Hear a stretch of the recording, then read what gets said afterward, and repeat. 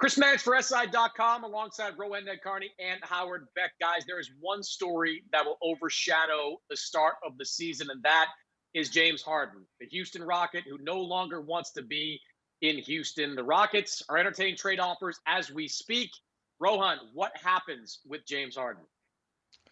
I'm going to go with the field on this one, so to speak. I think obviously Harden's been mostly connected to the Brooklyn Nets and Philadelphia 76ers during all these rumors. I think another team from the NBA is going to swoop in. I wouldn't be surprised if it's a team no one really talking about yet. And the reason is Harden has 2 years left on his contract. I know obviously he's made things really uncomfortable for Houston, partying with a little baby instead of being at training camp. But I think if you're one of these teams around the league, who maybe isn't accustomed to being a superstar landing spot in free agency, this is your opportunity to take a chance on a guy who has 2 years left and see if you can convince him that your organization, your culture is a good fit for him. It might be a little awkward. He might not love it at first, but I think this is an opportunity for teams that aren't really talked about to take a swing here. And I think that's what ultimately happens. And it's funny, too, because sometimes we get so fixated on the teams that are most rumored and it's somebody else who does sweep in. That certainly happened with Toronto getting Kawhi Leonard when no one thought that would come, or Paul George to Oklahoma. But I don't think that's going to be the case this time. I think James Harden is destined to be a Philadelphia 76er where he will pair with Joel Embiid to form one of the most devastating guard center duos we've seen in some time. Now, by implication, I've just landed Ben Simmons in Houston. And I know the Sixers and Daryl Morey have said he's off limits.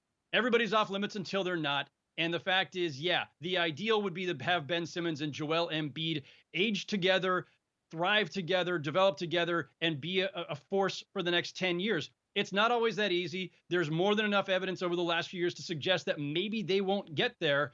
And if they're willing to trade Ben Simmons, then it's over. There is nobody else in the NBA that any team can offer that is going to be a better offer to the Rockets for James Harden than Ben Simmons. So as soon as Daryl Morey decides he wants to rekindle that romance with his buddy James Harden, it's a done deal. All they have to do is say Ben Simmons is on the table, and they're off to the races. Yeah, the Wizards had no plans to trade John Wall until they traded John Wall shortly after saying that. So public comment should be taken with an entire lick of salt. And Howard, I agree with you on Harden to the 76ers. I think there's some interesting teams out there. We know about Brooklyn. Miami could put together a package centered around Tyler Hero, which could be compelling to the Rockets. But Ben Simmons is by far the best available trade chip. And one thing we know about Daryl Morey, he's motivated to win right away. He's not afraid to take big swings to go out there and do it. And I've talked to a lot of different scouts across the league. They love the idea of a James Harden and Joel Embiid partnership. That is a terrific pick and roll combination. You have a guy in Harden that can shoot the three, that can create off the dribble. Yes, it would take some adjustment for a guy like Embiid to get used to playing with a player who is as ball dominant as Harden is, who is more of a scorer than Ben Simmons is. But we've seen a lot of the Ben Simmons-Joel Embiid partnership. It hasn't yielded championship level results. So Rohan, I look at this pairing as being kind of the perfect big swing for the Sixers to make, even if they have to give up a franchise player in his mid-20s.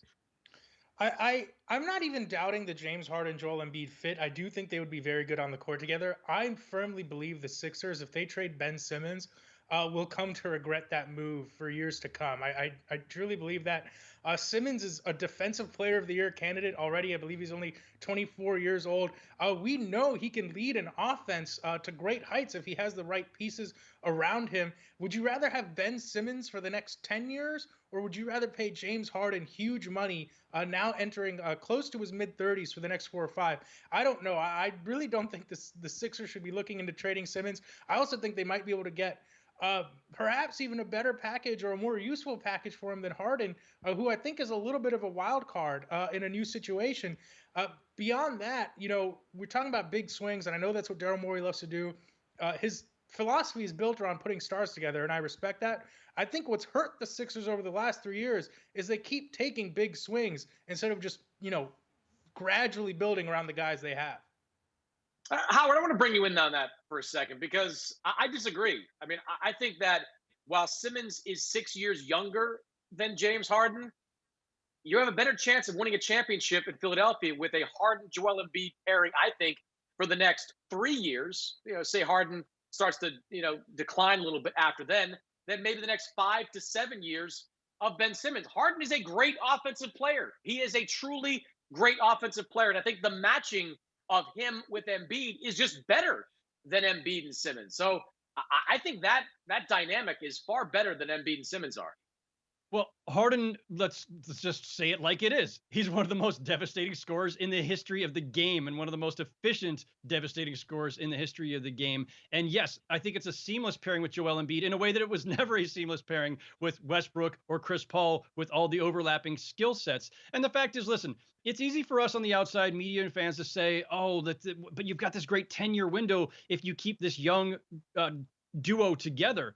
That's nice to think about, but they may never reach the heights that you need them to. Whereas you could bring in Harden now, and yes, a shorter window, but a shorter window with a much higher ceiling because James Harden is a recent MVP, perennial MVP candidate, devastating with the ball in his hands, and when paired with Joel Embiid, would create so many open opportunities for their teammates. I don't know that the Sixers could be stopped. Well, okay, if we're going to call it like it, well, I'm sorry, but if we're going to call it like it is on James Harden, let's also call it like it is. His stats are inflated by he plays in an offensive system geared towards one player, like no other player, frankly, in the league. Houston is the James Harden show. You mentioned his superstar pairings that didn't work out. In large part, that was because they didn't like playing with James Harden. They didn't like the amount of control he had over the offense. So I think if we're talking about him as this great offensive force, first of all, we haven't necessarily seen that style of play succeed in the playoffs. And beyond that, I think it's also fair to question why his superstar partnerships have routinely failed, going back to Dwight Howard. Okay, well, all right, we're gonna throw Dwight Howard in the mix now. We're gonna Dwight Howard failed. In Philly. He gets to reunite with him in Philly too. Wonderful, yeah, I'm sure that's right up James Harden's wheelhouse there. I just think, look, when it comes to the Rockets, you do have to remember a couple of years ago they had a 3-2 lead on Golden State, that great Golden State team. And I know almost only matters in hand grenades and horseshoes, but they don't lose Chris Paul for those last 2 games. They probably win that series. Hell, they make a couple of those threes in Game 7, they probably win that series. I think this is the kind of deal that Daryl Morey, if he still believes that James Harden is an elite player and that his game will age well as he goes into his early to mid-30s, this is a deal that Daryl will go out there and try to make. For more on James Harden and everything else, check us out over at SI.com.